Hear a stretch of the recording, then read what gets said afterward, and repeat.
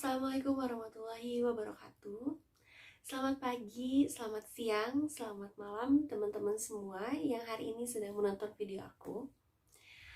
Hari ini aku bakalan share ke kalian materi tentang struktur, fungsi, dan metabolisme asam nukleat. Video ini dibuat untuk memenuhi salah satu tugas akhir dari mata kuliah biokimia. Nah, teman-teman, sebelum masuk ke materinya, jangan lupa like, comment, and subscribe video ini. Dan jangan lupa untuk tetap menjaga kesehatan di saat pandemi seperti ini, tetap menjauh dari keramaian, dan tetap semangat untuk menjaga kesehatan. Sebelum masuk ke materi, perkenalkan nama saya Nazil Nur Laila dengan NIM 11820600078.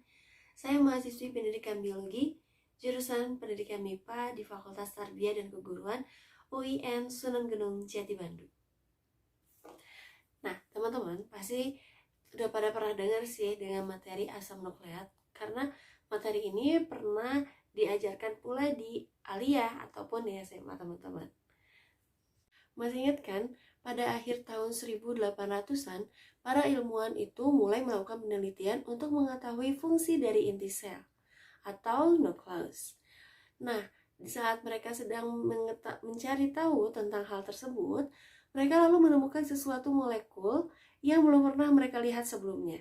Karena molekul baru ini bersifat asam dan berada di dalam nukleus.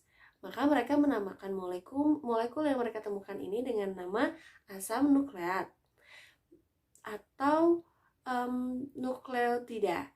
Nah, teman-teman, walaupun belakangan ini ternyata diketahui juga bahwa asam nukleat ini tidak hanya ditemukan di dalam inti sel. Di luar inti sel pun asam nukleat ini dapat ditemukan. Oke, jadi asam nukleat adalah makromolekul pertama yang berhasil diisolasi dari inti sel. Asam nukleat berbentuk rantai linear yang merupakan gabungan monomer nukleotida sebagai unit pembangunnya. Molekul ini menyimpan informasi pertumbuhan sel dan reproduksi. Asam nukleat merupakan polimer besar dengan ukuran yang bervariasi antara 25.000 atau 1 juta sampai dengan 1 miliar. Asam nukleat ada dua, yaitu ada DNA dan juga RNA. DNA maupun RNA tersusun dari monomer nukleotida. Nukleotida tersusun dari gugus fosfat, basa nitrogen, dan juga gula pentosa. Oke, seperti yang tadi saya sudah sebutkan, struktur dari asam nukleat ini memiliki komponen penyusun asam nukleat, yaitu gula pentosa, gugus fosfat, dan juga basa nitrogen.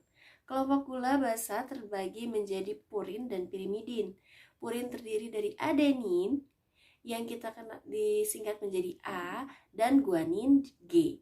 Sedangkan pirimidin terdiri atas sitosin, timin, dan urasil.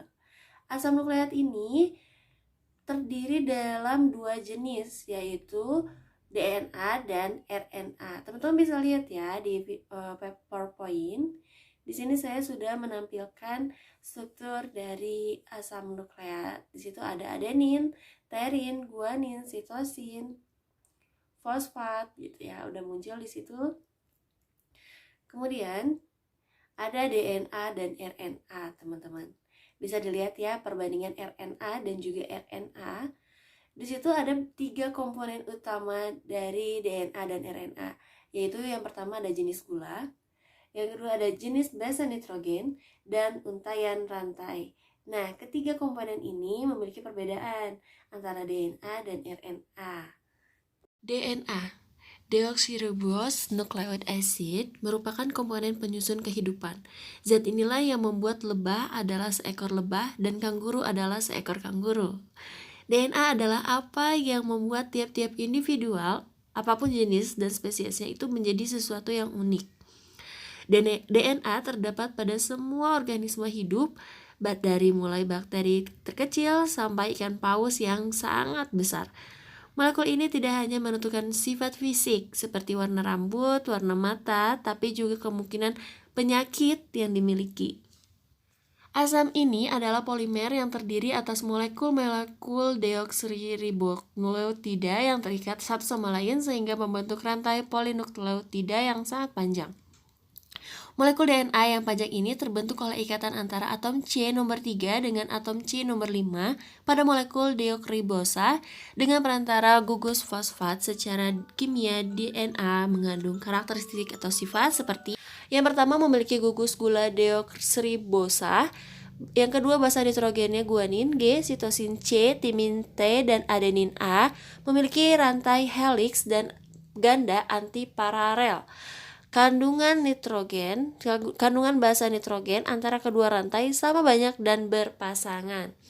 Nah, teman-teman, pada tahun 1953 berdasarkan hasil penelitian dari Rosalind Franklin, James Weston, dan Francis Crick, DNA diketahui berbentuk double helix, terdiri dari dua pita yang berpilin menjadi satu.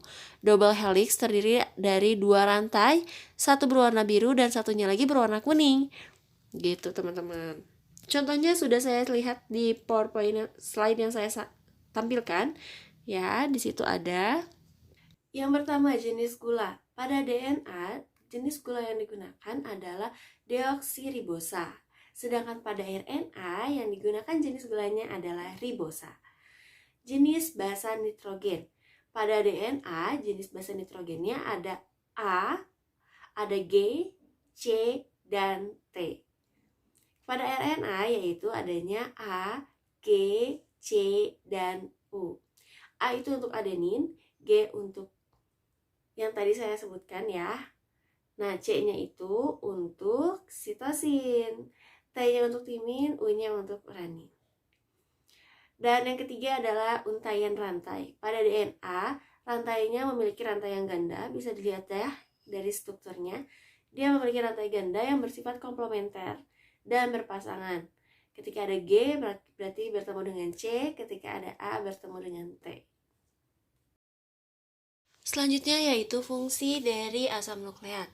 Di sini saya menampilkan beberapa fungsi. Yang pertama adalah penyimpanan dan mentransfer informasi genetik, tempat untuk informasi genetik di dalam sel, pembentukan protein dalam sel, mengontrol sintesis RNA dalam sel, menentukan protein yang sintesis, mengarahkan proses sintesis protein, mengambil pesan genetik dari RNA, dan mengaktifkan asam amino. Materi selanjutnya yaitu katabolisme asam nukleat. Katabolisme ini adalah reaksi penguraian senyawa kompleks menjadi senyawa yang lebih sederhana dengan bantuan enzim. Tahapan katabolisme asam nukleat itu mulai dari nukleotida, purin, pirimidin, dan asam urat. Yang pertama di sini ada gambar yang saya tampilkan yaitu katabolisme asam nukleat menjadi nukleotida. Asam-asam nukleat terdapat pada jaringan tubuh sebagai nukleoprotein.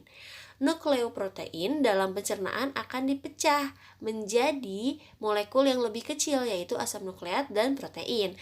Asam nukleat dan protein selanjutnya terpisah ke jalur metabolisme masing-masing. Nah, asam nukleat yang tersusun atas monomer berupa nukleotida dipecah sehingga menghasilkan nukleotida. Bisa lihat dari gambar yang pertama ya teman-teman. Yang selanjutnya adalah ada katabolisme nukleotida menjadi nukleosida. Di situ sudah saya tampilkan strukturnya. Nukleosida merupakan sebutan dari nukleotida tanpa gugus fosfat. Nah, dengan demikian nukleosida tersusun dari gula ribosa, deokribosa, dan basa nitrogen. Tahapan penguraiannya dari nukleotida menjadi nukleotida yang pertama di dalam usus halus terjadi pemutusan ikatan fosfodiester oleh endonukleus atau pankreas dan menghasilkan oligonukleotida. Di sini saya tidak bisa mencoret prosesnya karena ada satu dan lain hal. Nah, kemudian yang kedua ada oligonukleotida dipecah lebih lanjut oleh fosfodiesterase menghasilkan monofosfat. Kemudian dipecah lebih lanjut oleh nukleotidase menghasilkan nukleotisida dan antroposfat. Nah, nukleosida yang terbentuk adalah sitosin, uridin, adenosin, dan guanosin. Yang selanjutnya adalah katabolisme purin menjadi asam urat. Nukleosida purin yang dihasilkan dari degradasi nukleotida akan terdegradasi lebih lanjut menghasilkan asam urat yang selanjutnya diekskresikan dalam urin. Proses pembentukan asam urat dapat melalui dua jalur ya. Di situ sudah saya tampilkan juga prosesnya. Yang pertama, adanya tahap penguraian nukleosida purin menjadi asam urat dimulai dari proses deaminasi adenise menjadi inosin, kemudian membelah membentuk hiposantin. Nah, hiposantin dioksidasi menjadi santin dan selanjutnya santin berubah menjadi asam urat. Untuk tahapan yang kedua, tahap yang dimulai dari guanosin. Nah, di situ ada guanosin. Guanosin diubah menjadi guanin yang selanjutnya dideaminasi menghasilkan santin. Langkah selanjutnya santin dioksidasi menjadi asam urat. Nah, begitu ya teman-teman. Sudah saya tampilkan prosesnya di tampilan layar. Yang kemudian adalah katabolisme pirimidin. Nah, pada katabolisme pirimidin ini ada dua. Yang pertama itu yang gambar sitidin dan uridin. Ada konversi sitidin menjadi uridin oleh enzim sitidin deaminase. Yang kedua ada fosforilase deokstimidin menjadi timin dan deoksribosa 1-fosfat. Teman-teman, di situ sudah saya tampilkan kedua struktur dari gambar tersebut ya, teman-teman. Masuk kepada kesimpulan dari materi ini, jadi asam nukleat itu merupakan senyawa yang mengandung basa nitrogen atau struktur litik aromatik yang memiliki atom nitrogen sebagai bagian dari struktur asam nukleat.